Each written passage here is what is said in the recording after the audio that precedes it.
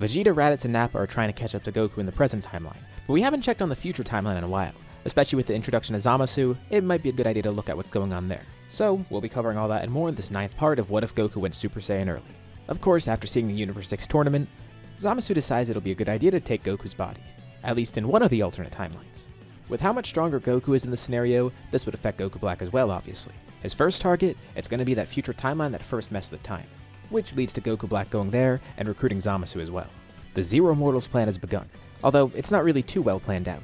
Earth is actually doing relatively fine. Sure, it lost some of its strongest warriors, but it's not just Trunks there like normal. The future warriors in this timeline were able to defeat Cell pretty easily, and once Babidi became a threat, they were able to defeat him and Dabura as well with the help from the Kais. They still have Vegeta, Trunks, Raditz, and Tenshinhan. It's a pretty good crew working together. By this point, I'd even say Bra is born. And given the circumstances, she does train a bit, but she's way younger than Trunks, and she doesn't have nearly as much experience as her brother. Still, worth noting that she'd probably be a warrior here, at least to some extent. By the way, I don't actually have a design for future Raditz, so whatever I end up using in the actual video, that explains why. Probably gonna be Biker Raditz or something. Anyways, life is pretty decent on Earth. It is unfortunate what happened with the androids, but it's not nearly as catastrophic. We still don't have any Dragon Balls. But things are fine, at least until Goku Black and Zamasu show up. First, it's just Goku Black, aiming to fight Vegeta, who apparently is the strongest warrior here. He doesn't have full control on Goku's power yet, so even though he has a stronger body, it doesn't mean he's instantly just gonna wash everybody. Which also ends up being kind of a problem for him. Not only does he not have access to Goku's full power, but he underestimates the future warriors as well. Goku Black in the main story had a weaker version of Goku compared to this scenario, and he was just fighting Trunks, who was also weaker compared to the Trunks in this scenario. Plus, you have to add the fact that they have Vegeta, Raditz, and Tenshinhan here too, all of whom have grown stronger on their own, and especially with training together, that really helps them grow powerful. Ten is by far the strongest human at this point. He utilizes a lot of King Kai's techniques, and he's especially adept with Kaioken after all these years of training with it. The others have all ascended Super Saiyan in their own ways. Of course, they've had Super Saiyan 2 for a while, but against Goku Black, they really get to go all out. Raditz and Trunks have access to Super Saiyan 3, but they are trying to get something else for themselves, something that Vegeta was able to get pretty easily because of the fact that he still has his tail. This is something that he could actually get without a tail, but they don't realize that yet. But this entire time, Vegeta's been working on himself and trying to think outside of the box, and eventually he stumbled upon something that works, trying to combine the power of a great ape with that of a Super Saiyan. Raditz is still really bummed that he lost his tail all those years ago, because this leads Vegeta to unlocking something brand new. And in their first encounter with Goku Black, he shows this off immediately. They're able to quickly realize that this isn't actually Goku, and Vegeta takes great offense to it. Whoever this doppelganger is just making a mockery of Kakarot, a mockery of Saiyans as a whole. Raditz feels the same way. He was never particularly close with his brother, mainly because of how quickly Goku died in this timeline. But still, it's so disgraceful for this guy to just be copying Kakarot, and not know the truth behind his power. They've always known Kakarot's a strong warrior. And it did take a while, but after going back to the past timeline, Vegeta actually realized what made Kakarot so strong. Seeing him once again after all those years, and seeing how that version of Kakarot grew beyond this version of him, is something in his blood that Goku Black will truly never understand. He has no clue of who this doppelganger is, or why he's here. What he does know is that he needs to kill him right away. It's another obvious threat to this timeline. He's pretty strong even in base, but he's definitely going to be losing here. 2 Super Saiyan 3s, Tenshinhan with Kaioken, and then he sees Vegeta's full power, Super Saiyan 4. His strongest form, and one that Raditz and Trunks are working towards. And Vegeta takes him on alone. Goku Black is completely overwhelmed by his power. He thought he'd have more strength by taking Goku's body, but Vegeta says that's where he miscalculated. Again, he still has no clue of who this guy is, but he's sure they'll figure it out after killing him. It's probably better to stop him right here, especially if they risk him getting away. He's about to lose the battle, but then Zamasu teleports in. Goku Black doesn't even have an opening to charge an attack for himself or even to get away. Zamasu is here to bail him out. But the second he intervenes, Tenshinhan attacks, overwhelming him with his speed and Kaioken. Then Trunks and Raditz get a good look at him and realize that this guy looks like a Supreme Kai. Thankfully here, Shin and Kibito are still alive, so it's something they could ask about later. But why is a Kai here working with this doppelganger for Goku? And attacking them of all people? They gotta be careful here fighting a Kai because they don't really know what they're dealing with. Should they really be fighting a god like this? Raditz says it doesn't really matter. If he's attacking Earth, they're perfectly justified in killing him. He's probably a doppelganger too for all they know. So the other 3 fight Zamasu and he's completely overwhelmed as well, also not getting a chance to teleport away.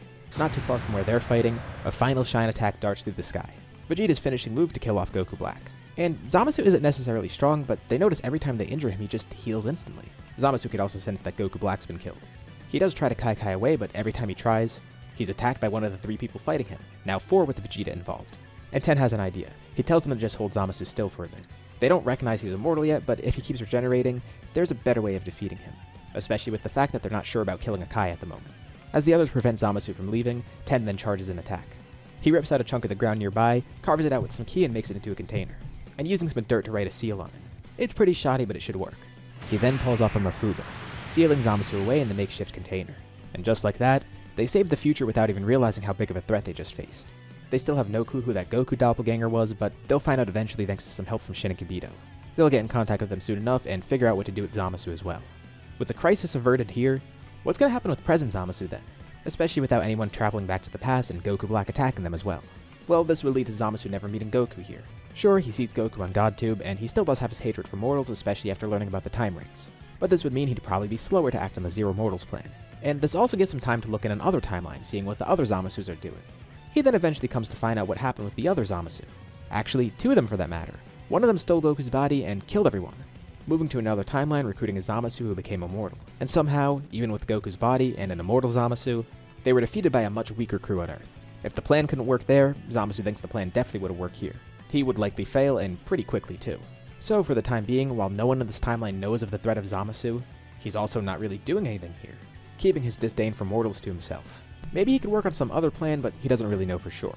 All he knows is that it might not be a great idea. Now that we're back in the present timeline, let's see what's been going on here. Vegeta, Nappa, and Raditz in this timeline are still trying to catch up to Goku. With godly powers and the fact that they're training with each other on a similar level, they're growing really rapidly, dedicating themselves to this.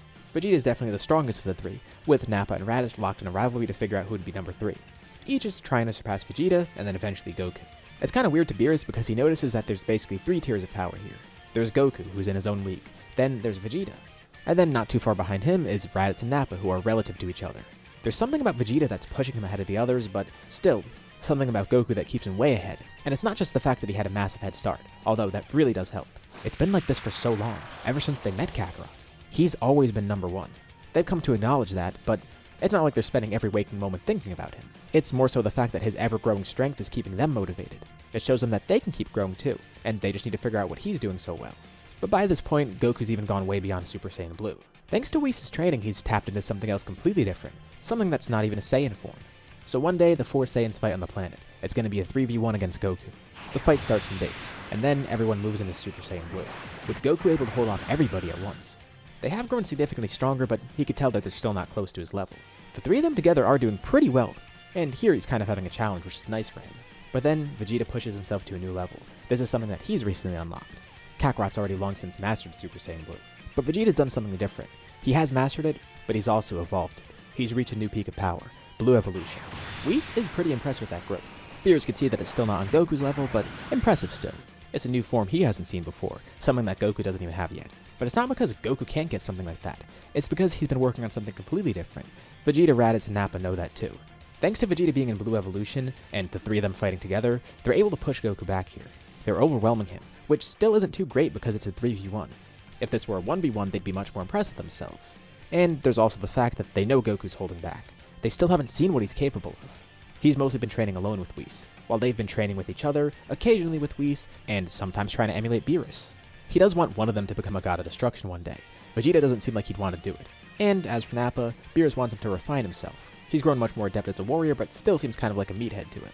Honestly, Beerus' eye is on Raditz right now for the next candidate. He's completely given up on having Goku as a candidate too, because while he's the strongest by far, he's definitely not interested. At least Goku's still going to be a great rival for him, just as he's a rival for so many others, particularly the 3 Saiyans here and Piccolo. But whatever Kakarot has, they know nothing about it yet, and they want to see it here. They're trying to push him into using it. What is it, a level beyond Super Saiyan Blue?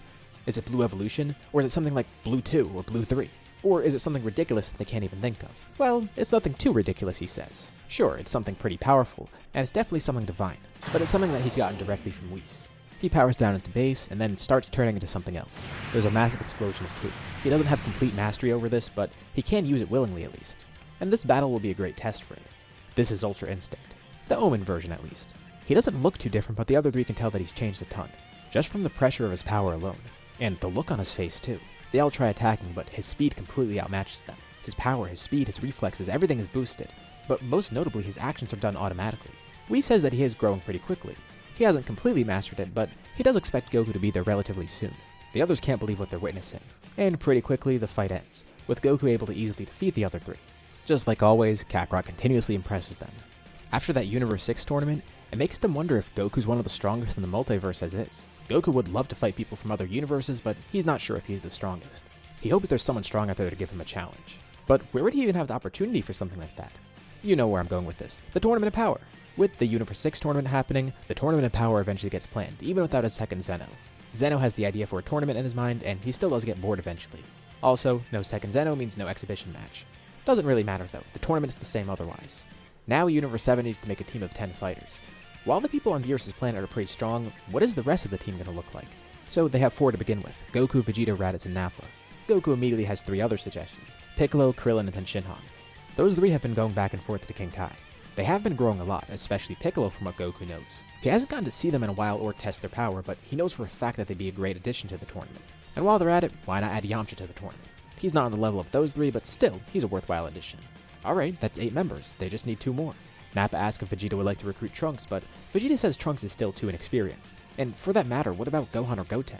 Well, Goku says the same about Gohan and Goten. The 2 occasionally spar together, but they haven't really trained too seriously. Not ever really. They don't know the full extent of the power that hybrid Saiyans have. Gohan at least is intelligent, but he's never been in a real strong battle like this. Plus, Goku wonders how far his power could truly go. Maybe next time he's back on Earth he's going to see if he could draw any power from Gohan or Goten, but they definitely wouldn't be able to help in this tournament, unfortunately. They won't decide the next 2 members right away. Which is a good thing, because when Goku recruits Krillin, he suggests recruiting Android 18 and then eventually Android 17. Apparently Android 18 is really strong, Krillin would know, but they know next to nothing about Android 17. They're pretty far removed from the group, but at least with Android 18 she'd be an easy addition, and I feel like 17 would end up joining. So that gives us 10 members, no need to revive any villains. But hearing about this tournament, and getting to see the power of Goku as well as the Saiyans, Piccolo starts wondering. He feels a little bit insignificant. Remember, Piccolo's development has been really different in the story so far. He hasn't even fused with Kami. He's a completely different person. Not in the sense that he's evil, he's already turned good, but in terms of his relation to the group, as well as his power. He still is purely Piccolo. So his mindset would definitely be very different from the regular Piccolo we know. He's at least been working on Kaioken and a bunch of other techniques, so he can at least use that here. And this is a good chance to prove himself against a rival who's gotten so strong. But it does make him wonder, is there any way for him to ever grow stronger? And he doesn't mean some shortcut, like when the other 3 Saiyans went Majin. That clearly didn't work out. Piccolo's known long for now that something has been missing within him, and Kami knows exactly what that is. With these feelings of self-doubt in Piccolo, and with the universe at stake, Kami calls Piccolo up to the lookout. This feels long overdue, and it's about time they do this. They need to recombine into the nameless Namekian that they once were. That's what will truly unlock Piccolo's power and make him whole again, as well as defend Earth as a guardian and also help defend the universe as a whole. As Piccolo goes up to the lookout, this is where we'll leave off for now. What do you guys think about this part? And what's going to happen next? Leave your thoughts and ideas in the comments below. I'd love to see what you guys think. As usual, be sure to drop a like and subscribe if you haven't already. It really does help with the channel, and it shows me you want to see more videos like this. Anyways, thank you all for watching, and I'll see you all in my next video.